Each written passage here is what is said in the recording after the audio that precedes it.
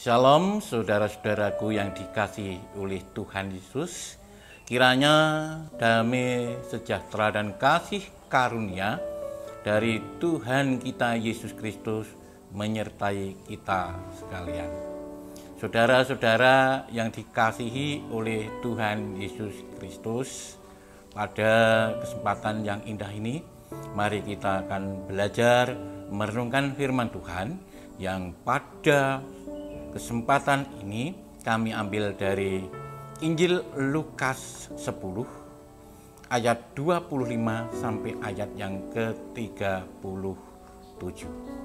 Tapi sebelumnya mari kita serahkan semua ini dalam kuasa Tuhan kita Yesus Kristus dalam doa. Mari kita berdoa. Tuhan Yesus Kristus, Tuhan yang penuh kasih, kami ingin mengucap syukur karena Engkau selalu menyertai, memberkati, dan melindungi kami. Dan pada kesempatan yang indah ini, Engkau berikan kepada kami waktu untuk merenungkan firman-Mu.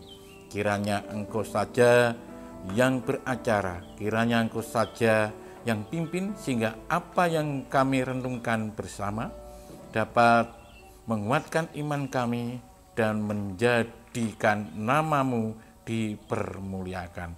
Dalam nama Tuhan Yesus Kristus, pendalaman Alkitab, renungan pada saat ini kami serahkan. Haleluya, amin. Saudara yang dikasihi oleh Tuhan Yesus, mari kita akan bersama-sama baca Lukas 10 ayat 25 sampai ayat yang ke-37. Lembaga Alkitab Indonesia memberi judul Orang Samaria yang Murah Hati. Ayat 25. Pada suatu kali berdirilah seorang ahli Taurat untuk mencobai Yesus. Katanya, "Guru, apa yang harus kuperbuat untuk memperoleh hidup yang kekal?" Jawab Yesus kepadanya, "Apa yang tertulis dalam hukum Taurat? Apa yang kau baca di sana?" Jawab orang itu, "Kasihilah Tuhan Allahmu dengan segenap hatimu dan dengan segenap jiwamu dan dengan segenap kekuatanmu, dan dengan segenap akal budimu. Dan kasihilah sesamamu manusia seperti dirimu sendiri." Kata Yesus kepadanya, "Jawabmu itu benar. Perbuatlah demikian, maka engkau akan hidup." Tetapi untuk membenarkan dirinya, orang itu berkata kepada Yesus, "Dan siapakah sesamaku manusia?" Jawab Yesus, "Adalah seorang yang turun dari Yerusalem ke Yeriko. Ia jatuh ke tangan penyamun-penyamun yang bukan saja merampoknya habis-habisan, tetapi yang juga memukulnya, dan yang sesudah itu pergi meninggalkannya setengah mati. Kebetulan ada seorang imam turun melalui jalan itu. Ia melihat orang itu, tetapi ia melewatinya dari seberang jalan. Demikian juga seorang Lewi datang ke tempat itu. Ketika ia melihat orang itu, ia melewatinya dari seberang jalan. Lalu datanglah seorang Samaria yang sedang dalam perjalanan ke tempat itu, dan ketika ia melihat orang itu, tergeraklah hatinya oleh belas kasihan. Ia pergi kepadanya, lalu membalut luka-lukanya sesudah ia menyiraminya dengan minyak dan anggur.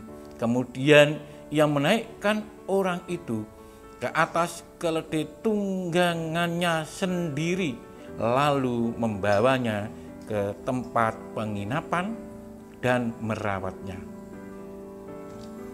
Keesokan harinya ia menyerahkan 2 dinar kepada pemilik penginapan itu. Katanya, "Rawatlah dia, dan jika kau belanjakan lebih dari ini, aku akan menggantinya waktu aku kembali." Siapakah di antara ketiga orang ini menurut pendapatmu adalah sesama manusia dari orang yang jatuh ke tangan penyamun itu? Jawab orang itu, "Orang yang telah menunjukkan belas kasihan kepadanya." Kata Yesus kepadanya, "Pergilah dan perbuatlah demikian." Amin. Sedemikian jauh pembacaan firman Tuhan. Berbahagialah kita yang membaca, mendengarkan, merenungkan, serta melakukan dalam kehidupan sehari-hari. Saudara-saudara yang dikasihi oleh Tuhan Yesus Kristus, kasih adalah dasar dari kekristenan. Kasih adalah dasar dari kehidupan orang-orang yang percaya kepada Kristus. Sebab kasih itu lebih besar daripada iman ataupun pengharapan. Tuhan Yesus datang ke dunia ini juga karena kasih. Kita diselamatkan oleh Tuhan juga oleh karena kasih. Keluarga penuh damai sejahtera itu juga oleh karena kasih. Di dunia ini memang yang terbesar adalah kasih. Dan kita semua itu telah mempunyai kasih yang dari Tuhan. Kita telah mengalami kasih yang dari Tuhan Yesus Kristus. Kita telah menerima kasih dari Tuhan. Maka marilah kita tetap berbuat kasih dimanapun kita berada. Seperti tema pada renungkan kali ini adalah tetap berbuat kasih. Saudara yang dikasihi oleh Tuhan Yesus, apa yang harus kita lakukan supaya tetap berbuat kasih? Apa yang kita lakukan supaya kita tetap berbuat kasih? Saudara yang dikasihi oleh Tuhan Yesus, oleh karena itu marilah kita bersama-sama merenungkan kembali apa yang telah kita baca dari perikop ini. Yang pertama adalah mempraktekkan firman dalam kehidupan sehari-hari. Mempraktekkan firman dalam kehidupan sehari-hari. Saudara yang dikasihi oleh Tuhan Yesus, tadi ada orang Farisia yang mencobai Tuhan Yesus. Kemudian ditanya oleh Tuhan Yesus, apa yang tertera dalam kitab Taurat? Apa yang telah engkau baca supaya kamu dapat hidup kekal? Jawab orang itu, betul menurut Tuhan Yesus. Jawabmu itu benar. Di ayat yang ke-28 tadi. Jawabmu itu benar. Nah, kalau jawabnya benar, berarti orang itu mengerti, hafal, bahkan orang itu adalah paham firman Tuhan yang tertulis dalam kitab Taurat. Tapi apa? Kalau hanya paham, hanya hafal, hanya mengerti itu tidak berfungsi apa-apa tanpa dilakukan. Maka Tuhan Yesus dalam ayat yang ke-28 yang telah kita baca tadi dan ayat yang ke-37 menyuruh orang itu melakukan dalam kehidupan sehari-hari.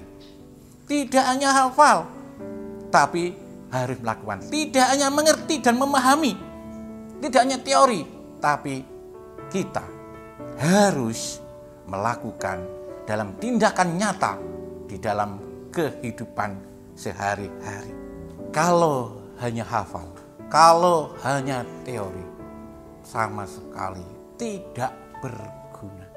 Firman Tuhan harus dipraktikkan. Saudara yang dikasihi oleh Tuhan Yesus, saudara mempunyai teori yang luar biasa, umpamanya tentang berenang. Saudara melatih orang-orang supaya bisa berenang, tapi hanya teori. Oh, renang itu gerakan dasarnya seperti ini, gerakan tangannya seperti ini, gerakan kakinya seperti ini. Teori. Orang yang diberi teori hafal. Tapi bayangkan, orang itu langsung dimasukkan ke dalam air yang dalam atau kolam yang dalam atau sungai atau laut. Teori itu tidak bisa berguna. Orang itu seharusnya praktek dulu pelan-pelan, berlatih dulu, berlatih sampai bisa melakukan renang. Apapun seperti itu. Kita lakukan sepedanya teori, wah hadap sini, hadap itu begini. Tapi suruh sepeda tanpa latihan sehari-hari, nggak bisa. Apapun itu. Yang penting mempraktekkan sedikit demi sedikit sehingga orang itu bisa melakukan. Demikian juga dengan kasih. Kita nggak bisa teori tanpa mempraktekkan. Tidak ada gunanya. Kalau kita mempraktekkan sedikit demi sedikit, berlatih sedikit demi sedikit dengan pimpinan Roh Kudus, dengan bimbingan Roh Kudus, maka kita akan dapat melakukan kasih itu lebih banyak, lebih baik. Itu karena kita mau mempraktekkan, berlatih, berbuat kasih. Jadi supaya tetap berbuat kasih, kita harus mempraktekkan setiap firman yang telah kita baca dalam kehidupan sehari-hari sehingga menjadi gaya hidup kita, gaya hidup orang Kristen, yaitu mempraktekkan firman Tuhan atau mempraktekkan kasih dalam kehidupan kita sehari-hari. Itu nomor 1. Nomor 2, saudara yang dikasihi oleh Tuhan Yesus Kristus, adalah peka terhadap kebutuhan orang lain. Peka terhadap kebutuhan orang lain. Saudara yang dikasihi oleh Tuhan Yesus, orang Samaria tadi beda banget dengan imam dan orang Lewi. Imam sama sekali tidak peka terhadap kebutuhan orang yang dirampok itu. Butuh pertolongan, butuh pengobatan, butuh perlindungan, tapi tidak dilakukan. Juga orang Lewi tadi. Padahal imam dan orang Lewi adalah orang-orang yang berkecimpung dalam keagamaan lebih dari orang lain. Tapi tidak peka terhadap kebutuhan orang lain, bahkan egois. Yang penting aku selamat, yang penting aku sampai tujuan. Orang lain itu yang dirampok, biarlah seperti itu, dibiarkan. Ada pembiaran, saudara yang dikasih Tuhan Yesus. Tidak mau ambil resiko. Bayangkan, ya, itu kalau nolong orang itu banyak resiko. Resikonya paling tidak, andai kata rampoknya masih ada di situ, dia bisa dirampok juga. Oleh karena itu, dia tidak mau ambil resiko. Inilah orang-orang yang seperti ini adalah orang-orang yang tidak punya kasih dan tidak pernah atau jarang sekali mempraktekkan kasih di dalam kehidupan sehari-hari. Beda dengan orang Samaria. Walaupun dia itu sebetulnya sibuk, saya percaya orang Samaria itu tidak pergi melancong. Orang Samaria itu tidak pergi hanya jalan-jalan, tapi itu mestinya pergi berbisnis. Banyak urusan, tapi peka terhadap kebutuhan orang lain. Orang Samaria tadi berhenti oleh belas kasihan, dia menolong, membantu kepada korban perampokan tadi. Walaupun orang yang ditolong itu tidak dia kenal, tapi saya percaya orang yang ditolong itu adalah orang Yahudi. Sebab itu dia perjalanan dari Yerusalem ke Yeriko. Dan orang-orang Yahudi yang habis beribadah. Walaupun beda suku, beda agama, beda golongan, tetap ditolong. Beda ras, tetap ditolong. Dia menolong tidak tanya, kamu agamamu apa, kau golongan apa, rasmu apa, tidak. Dia tetap menolong orang itu. Bahkan orang Samaria itu menolong orang yang sebetulnya memusuhi bangsanya, memusuhi dia, yaitu bangsa Yahudi. Yang pada waktu itu tidak suka, benci, bahkan menganggap remeh orang-orang Samaria. Menganggap musuh orang Samaria. Tetapi orang Samaria yang dianggap musuh oleh orang Yahudi, yang dibenci oleh orang-orang Yahudi, dia tetap menolong. Karena apa? Kasih itu menembus sekat-sekat dari agama, batas-batas dari ras, golongan, dan sebagainya.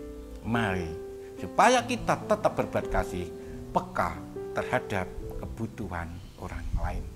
Yang terakhir, mau berkorban, saudara. Ini penting, mau berkorban. Bayangkan, orang Samaria tadi sedang tergesa-gesa dalam perjalanan. Dia bukan orang pengangguran,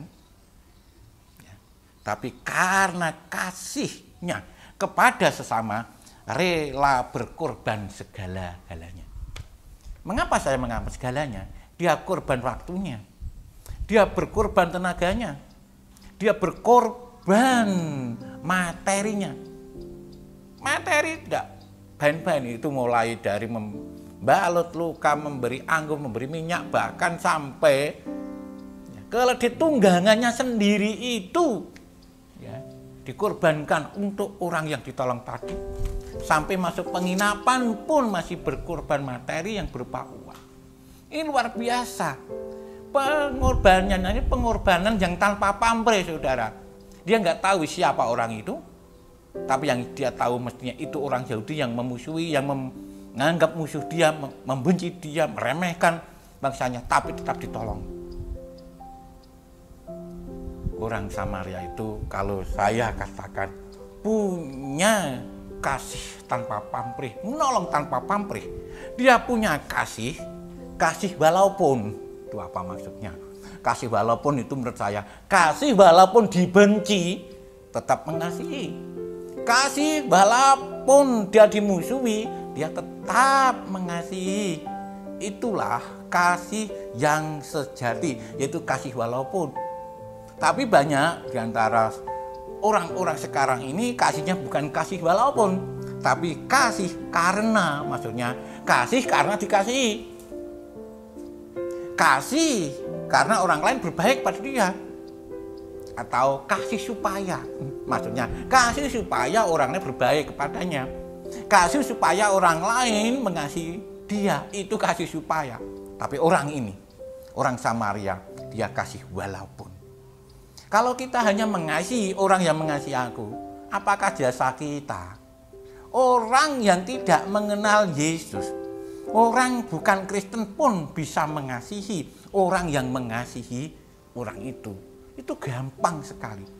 Tapi kalau kita mengasihi musuh kita, ya, kita punya kasih walaupun, itu suka. Masa orang yang memusuhi kita, membenci kita, tetap kita kasihi.